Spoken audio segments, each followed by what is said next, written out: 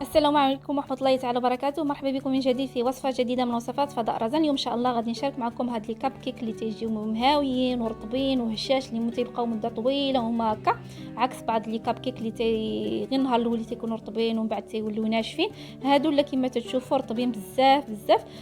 نخليكم مع المقادير والطريقة. بالنسبة للناس اللي ما عندهمش من الاحسن يكونوا المقادير بالميزان، واللي ما عندوش الميزان انا خليت لكم في الطريقة، راني كاتبه لكم حتى المقادير بالمعلقة. المهم اللي عنده الميزان هو داك، اللي ما عندوش راني كاتبه ملي تنكون تنخدم راني دايره لكم حتى المقادير بالمعلقه. نتمنى هذا الفيديو ينال اعجابكم ونخليكم مع المقادير والطريقه. بالنسبه للمقادير هنايا غادي نحتاجو هنا 5 ديال البيضات، 40 غرام ديال العسل، 40 غرام ديال الزبده، هنايا الحليب 70 غرام ديال الحليب، واحد راس معلقه غير صغيره ديال المهم واحد شي حبيبات ديال الملحه. هنا بالنسبه للدقيق غادي نحتاجو هنا 120 غرام ديال الدقيق اللي يكون خاص بالحلويات. من الاحسن من الافضل يكون الدقيق اللي خاص بالحلويات. هنا غنحتاجو هنا واحد الفاني، واحد معلقه صغيره تقريبا ديال معلقه صغيره ديال عامره ديال بيكن باودر ديال الخميره ديال الحلويات. هنا بالنسبه للسكر سنيده غنحتاجو هنا 110 غرام. هادو هما المقادير اللي غادي نحتاجو. دابا غادي ندوزو للطريقه. بالنسبه للطريقه هنا غادي ناخذوا هنايا الزبده وغادي ندوبوها 2 معالق هنا كبار ديال الزبده. غادي ندوبوها ومن بعد غادي نضيفوا عليها الحليب. غادي نضيفوا الحليب هنا 7 معالق كبار ديال الحليب،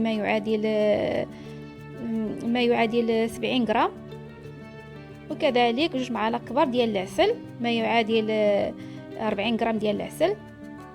هي من الاحسن انا كما قلت لكم الا كانوا المقادير بالميزان تيكونوا يعني تيجيو مضبوطين احسن بالمعلقه، لان المعلقه تقدر تكون كبيره تقدر تكون صغيره.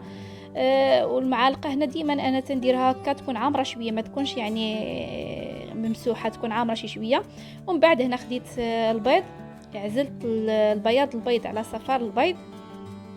غادي نستاج في الاول غادي نحتاج غير بياض البيض، ومن بعد غادي نضيف صفار البيض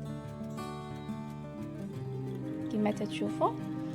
صافي هنا غادي نضيف واحد القبيصه كما قلت لكم صغيره ديال الملحه، ومن بعد غادي نضيف سكر سنيده اللي كما قلت لكم 110 غرام، ما يعادل 6 معالق كبار، يكونوا عامرين هكا، يكونوا عامرين ديال سكر سنيده.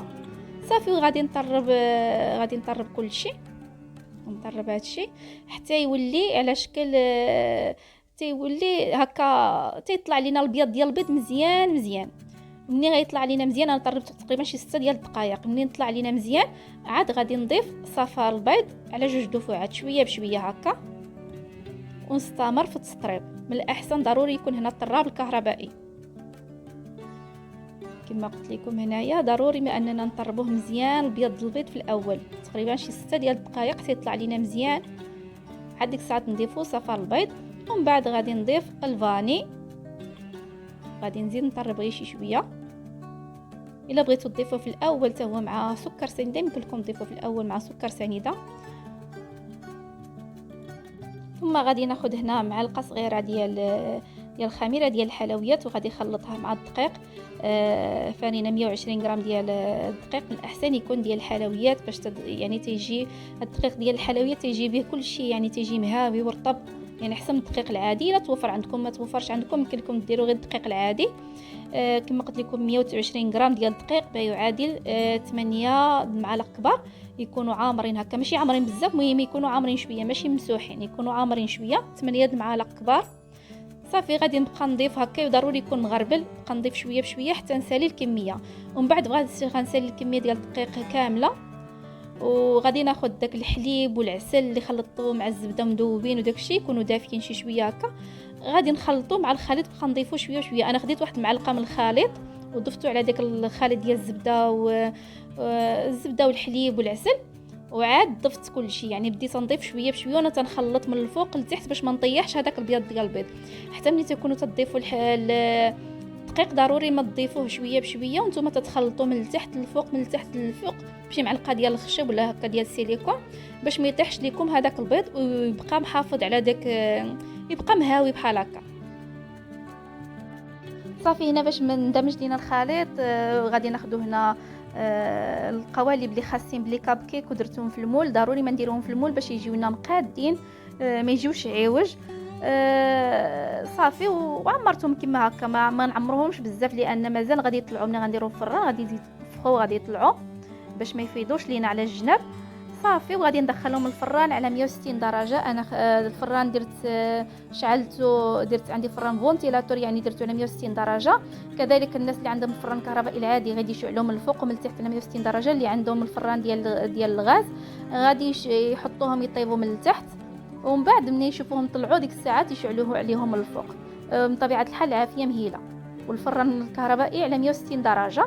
صافي كما تشوفوا لتحتهم بحال هكا على سطح العمل باش يتقادوا لينا. صافي وغادي ندخلوهم الفران يطيبوا.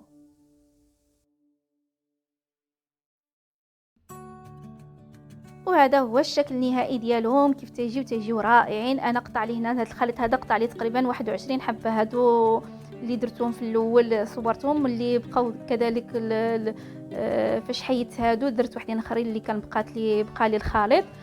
تقريبا قلت لكم 21 حبه اللي تيقطع. يمكن لكم تقدموهم هكا، ولا يمكن لكم تزيدوا فيهم ديك الخليط تزيدوا فيه حبيبه ديال الشوكولاته الا بغيتوا تاكلوهم غير هكاك، او كذلك بغيتوا تزينوهم بالكريم الشونتيي ولا بالشوكولا عاوتاني من الفوق. المهم تيبقى الاختيار على كل واحد. هادو تيبقاو رطبين كما قلت لكم، تيبقاو تقريبا شي سيمانه الا خليتوهم. واخا تخليوهم يعني مده طويله تيبقاو رطبين، غير ديروهم في شي بواطه هكا تكون تستودع مزيان وديروهم في الثلاجه ولا شي حاجه تيبقاو رطبين، ماشي عكس وحدين لي كاب كيك الاخرين سبق لي جربتهم انا. ولا دوك بحال دابا غير النهار الاول اللي تيكونوا تيبقاو رطبين، النهار لا غدا تيصبحوا شويه ناشفين وقاصحين شويه. هادو لا، هادو تيبقاو رطبين. نتمنى هذا الفيديو يكون نال اعجابكم، وفي الملتقى ان شاء الله مع فيديو اخر.